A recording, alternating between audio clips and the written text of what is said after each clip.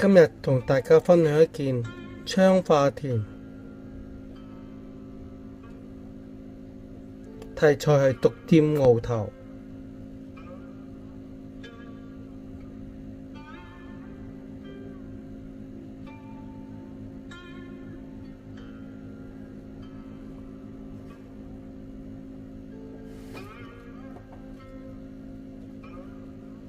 昌化田其實係掘性昌化嘅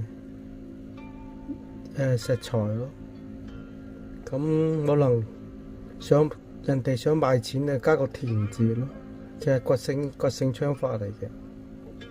咁主題係挑咗一個龍魚個頭，主題係一個龍魚個頭同埋一個細蚊仔，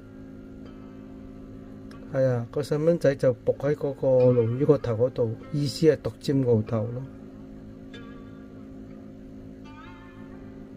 呢啲紅色嗰啲咧係嗰啲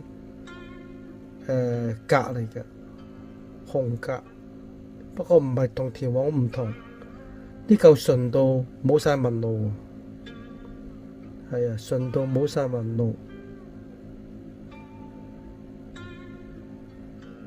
唔容易啊！呢種我而家睇翻，原來呢啲原來唔容易啊！早期就好平，昌化田早期好平，但係後期咧聽說就好貴咯，而家就更加唔知啦。呢個好純正，好純正，成件嘢係得呢度嘅雜質咯，可以嘅呢個昌化田。